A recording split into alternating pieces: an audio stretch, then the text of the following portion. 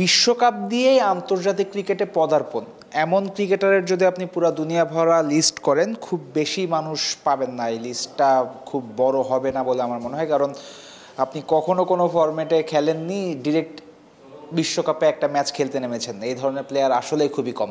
কিন্তু বাংলাদেশ দলে, বাংলাদেশের যে দলটা আমেরিকা অলরেডি গেছে বিশ্বকাপ খেলতে, এই দলে একজন এরকম প্লেয়ার আছেন, এবং এরকম প্লেয়ারটার নাম হলো তাসকিন আহমেদ।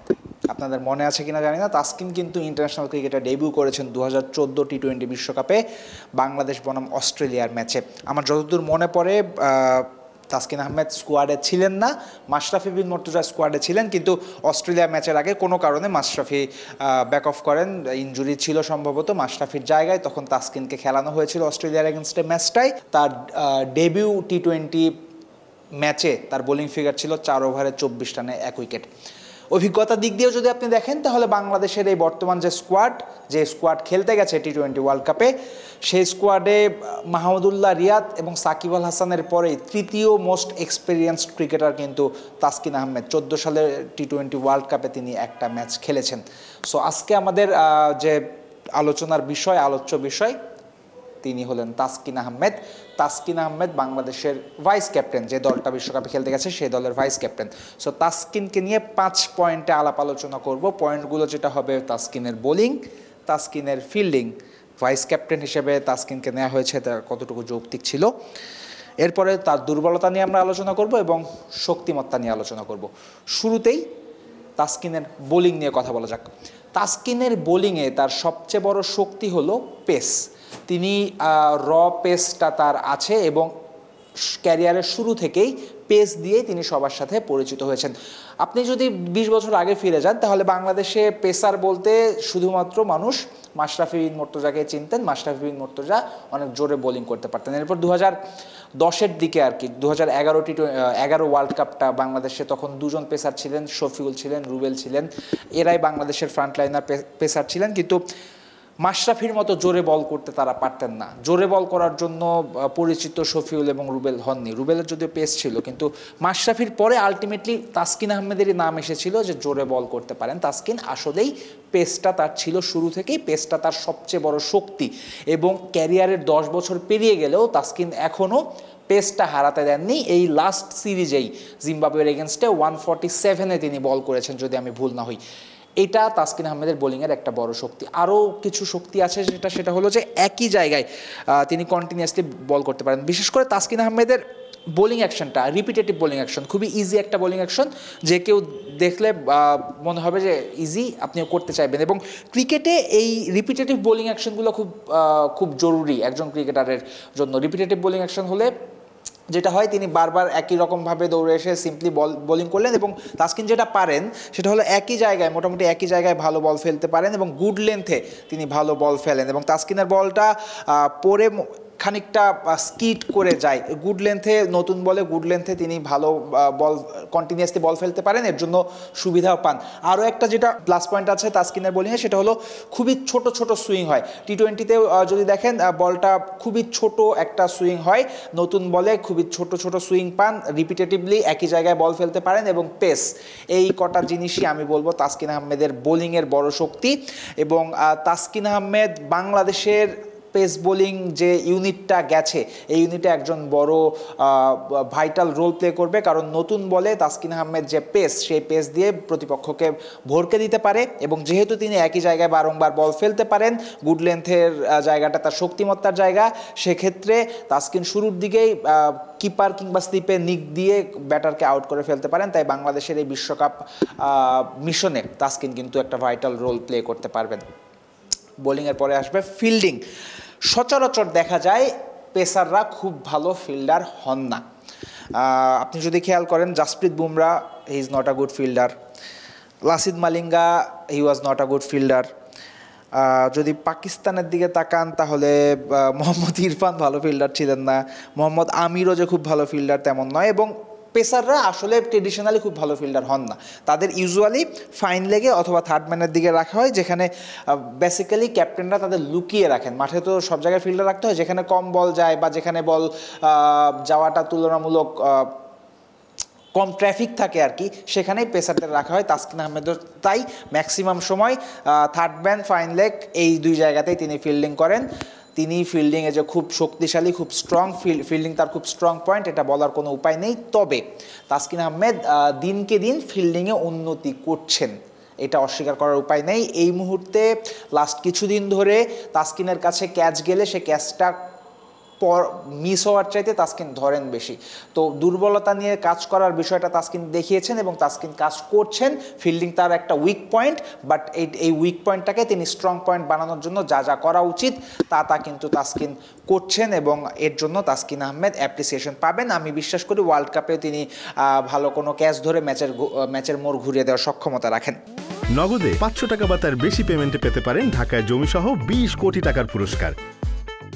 3 নম্বর পয়েন্ট আমাদের আলোচনা, সেটা হলো ভাইস ক্যাপ্টেন। তাসকিন আহমেদকে এই স্কোয়াডের ভাইস ক্যাপ্টেন্সি দেয়া হয়েছে। আমি বিশ্বাস করি যোগ্যতা বলেই তাসকিন আহমেদ ভাইস ক্যাপ্টেন্সিটা পেয়েছেন।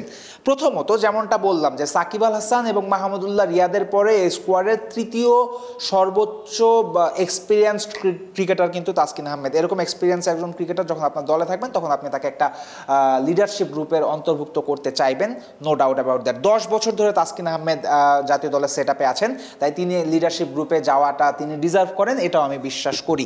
এবং এর বাইরেও যে আরও একটা ব্যাপার আছে, সেটা হলো যে পেসারদের যে ইউনিটটা আছে সেই ইউনিটের মধ্যে তাসকিন আহমেদের একটা আলাদা গ্রহণযোগ্যতা আছে। এটা আমি দেখেছি, উপলব্ধি করেছি বলেই গ্যারেন্টি নিয়ে বলতে পারছি। পেসারদের যে গ্রুপটা আছে, ধরুন তানজিম সাকিব, শরীফুল, হাসান মাহমুদ, মুস্তাফিজুর রহমান আছেন, ইবাদত আগে ছিলেন, এই যে পেসারদের মধ্যে বন্ডিংটা দারুণ। এবং এই পেসারদের মধ্যে তাসকিন আহমেদকে অনেকে মেনে চলেন, হাসান মাহমুদ তাসকিন আহমেদকে বেশ মেনে চলেন, সাকিব তাসকিন আহমেদকে বেশ মেনে চলেন, শরীফুল তাসকিনকে বেশ মেনে চলেন। এবং তাসকিনও সেই দলের সিনিয়র এবং বড় ভাইয়ের জায়গায় নিজেকে রেখে এই জুনিয়রদের খুবই টেক কেয়ার করেন। এটা আমি দেখেছি, জানি বলেই বলছি। তাসকিন আহমেদও এই পেসারদের খুবই ভালো টেক কেয়ার করেন। অর্থাৎ তিনি যখন ক্যাপ্টেন্সি ভাইস ক্যাপ্টেন্সির রোলে ছিলেন না, তখন থেকেই এই যে দলের জুনিয়রদের যে টেক কেয়ার করার ব্যাপারটা, যত্ন নেওয়ার ব্যাপারটা, স্নেহ করার ব্যাপারটা, এটা তাসকিন আহমেদের কাছে ছিল। এবং আপনি যদি বর্তমান বাংলাদেশের যে কোনো ফরম্যাটে, বিশেষ করে ওয়ানডে এবং টি-20তে যদি আপনি দলের দিকে তাকান, স্কোয়াডের দিকে তাকান, তাহলে ব্যাটাররা যতটুকু গুরুত্বপূর্ণ ঠিক একই সমান গুরুত্বপূর্ণ কিন্তু পেসাররাও থাকে। সেক্ষেত্রে আপনি যদি শান্ত একজন ব্যাটার, দলের সবচেয়ে বড় লিডার, তাকে যদি আপনি ক্যাপ্টেন দেন, সেক্ষেত্রে আমি বিশ্বাস করি সেকেন্ড দলের মধ্যে যার দ্বিতীয়তে যার আমি বলবো যে গ্রহণযোগ্যতা আছে, বিশেষ করে পেসারদের দিকটা কিন্তু তাসকিন যা বলেন তাই হয় বলে আমার মনে হয়। সেক্ষেত্রে তাসকিনের মধ্যে লিডারশিপ কোয়ালিটিটা বেশ কিছুদিন ধরেই গ্রো করেছে এবং সেক্ষেত্রে তাসকিনকে ভাইস ক্যাপ্টেন দেয়া আমি বলবো একেবারে ভুল সিদ্ধান্ত হয়নি। ইনফ্যাক্ট আমার মনে হয় তাসকিন আহমেদ ভবিষ্যতে বাংলাদেশ দলকেও যে কোনো এক ফরম্যাটে নেতৃত্ব দিতে পারেন এবং নেতৃত্ব দিলেও তিনি খারাপ করবেন বলে আমার মনে হয় না। বিপিএল এবার তিনি কয়েকটা ম্যাচে নেতৃত্ব দিয়েছেন, বিশেষ করে ওই যে বলছি ছোটদের টেক কেয়ার করার ব্যাপারটা, তার পেস ইউনিটটাকে আগলে রাখার যে ব্যাপারটা, এটা তাসকিনের মধ্যে আছে। আমার বিশ্বাস তাসকিন আহমেদ এটা নিজে শিখেছেন। The great captain, the great leader we had, Mashrafe bin মর্তুজার কাছে শিখেছেন। আমি শিওর মর্তুজা তাসকিনকে যেভাবে টেক কেয়ার করেছেন, তাসকিন নিজেও শরীফুল, সাকিবদের ঠিক সেভাবে টেক কেয়ার করার চেষ্টা করেন। তাই ক্যাপ্টেন্সি, ভাইস ক্যাপ্টেন্সি নামে এই দায়িত্বটা পাওয়ার আগে থেকেই তাসকিন সবার যত্ন নেন এবং এই যে ওয়ার্ল্ড কাপে তাসকিনকে ভাইস ক্যাপ্টেন করে পাঠানো হয়েছে, in my opinion he totally deserve this. এবং বিশ্বকাপে মাঠে যখনই নামবেন তাসকিন, তখন শান্তকে যে সাহায্য করার ব্যাপারটা মাঠে, এটা তাসকিনকে আমার মনে হয় তাসকিন এটা করতে পারবেন এবং তার ভালো মতোই শান্তকে সাহায্য করার যে যোগ্যতা বলুন সেটা আছে। 4 নম্বর পয়েন্ট হলো দুর্বলতা। তাসকিন আহমেদের আসলে দুর্বলতা কি, কোন জায়গায় তাসকিনকে প্রতিপক্ষরা টার্গেট করতে পারে? তাসকিন আহমেদের দুর্বলতা যেটা আমার কাছে মনে হয় সেটা হলো যে তাসকিনের বোলিংয়ে ভ্যারিয়েশনের খানিক অভাব আছে। তাসকিনের প্রধান শক্তি পেস, তাসকিনের প্রধান শক্তি নতুন বল, কিন্তু তাসকিন আপনি দেখেন মুস্তাফিজ কাটার করতে পারেন, স্লোয়ার করতে পারেন। তাসকিনের কাটার স্লোয়ার খুব বেশি ফেমাস নয়, তাসকিনের কাটার স্লোয়ার নিয়ে খুব বেশি কথা হয় না। যদি আপনি দেখেন হাসান মাহমুদ, তিনি মোটামুটি ভালো ইয়র্কার করতে পারেন, ইনফ্যাক্ট সাইফুদ্দিনও খুব মোটামুটি ভালো ইয়র্কার করতে পারেন। তাসকিন আহমেদ ইয়র্কার করার জন্য প্রসিদ্ধ নন। তাসকিন আহমেদ টানা যে ইয়র্কার করেন এমন নয়, তাসকিনকে খুব বেশি ইয়র্কার করতে দেখাও যায় না। সো এই যে ভ্যারিয়েশনের যে অভাবগুলো, এটা কিন্তু তাসকিনের মধ্যে আছে। তাসকিনের প্রধান শক্তি পেস, তিনি hit the deck hard bowler, অর্থাৎ তিনি জোরে পিচের উপর বল ফেলতে পারেন, বাউন্স পান, তিনি গুড লেন্থে বল ফেলে বা সামান্য উচ্চতা পান, তার বল স্কিট করে, কিন্তু কাটার বলুন বা স্লোয়ার বলুন বা ইয়র্কার বলুন, এই জায়গায় তাসকিনের আরও বেশি উন্নতি করার জায়গা আছে এবং আমি শিওর তাসকিন টি-20-তে নিজেকে আরও ক্ষুরোধার বানাতে এই উন্নতিগুলো নিশ্চয়ই করতে চাইবেন। এবং আরও একটা দুর্বলতা যেটা আমি বললাম সেটা হলো যে তাসকিন আহমেদ নতুন বলে he is a tremendous bowler, but ডেথে তাসকিন কতটুকু সফল হন এটা নিয়ে আই হ্যাভ ডাউট। কারণ আমি লাস্ট বিপিএলেও দেখেছি তাসকিন আহমেদ ডেথের দিকে কিন্তু মার খেয়েছেন, তাই ডেথে তার একটা দুর্বলতা আছে এবং ডেথে দুর্বলতাটাও আমার মনে হয় ওই যে এই ভ্যারিয়েশনের অভাবের জন্যই তাসকিন যদি তার ইয়র্কারগুলো আরও পিন পয়েন্ট করতে পারতেন, ইয়র্কার দেওয়ার হার যদি আরও বাড়াতে পারতেন, অথবা তিনি যদি ব্যাক অফ দ্য হ্যান্ড বা কাটার বা স্লোয়ার বল তিনি যদি নিজের মধ্যে গ্রো করতে পারতেন, তাহলে ডেথে তার বোলিং আরও ভালো হবে আমার বিশ্বাস। বাট আপাতত এই বিশ্বকাপের আগে আমি তাসকিনের দুর্বলতা বলতে দেখছি তার বোলিংয়ে ভ্যারিয়েশনের অভাব এবং ডেথ ওভারে তিনি কেমন করবেন তা নিয়ে এখনও আমার মনে হয় ধোঁয়াশা আছে, কারণ ডেথে মাঝে মধ্যেই তাসকিনকে মার খেতে দেখা যায়। তাসকিন নতুন বলের যতটা অ্যাকুরেট, ডেথে তাসকিন আহমেদ ততটা অ্যাকুরেট নয়, এইটাই হলো তাসকিন আহমেদের সবচেয়ে বড় দুর্বলতা। লাস্ট পয়েন্ট আমাদের ডিসকাশনে সেটা হলো শক্তিমত্তা। তাসকিন আহমেদের সবচেয়ে বড় শক্তির জায়গা আসলে কি? তাসকিন আহমেদের সবচেয়ে বড় শক্তির জায়গা হলো তার মানসিকতা, তার দৃঢ় প্রত্যয়। তাসকিনকে আপনি দেখবেন, ধরেন বাংলাদেশ দল হেরে যাচ্ছে, 7-8টা উইকেট পড়ে গেছে, তাসকিন ব্যাট করতে নেমেছে, আরও অনেক রান লাগে, তখনও দেখবেন তাসকিন খুবই মনোযোগ দিয়ে ব্যাটিং করেন।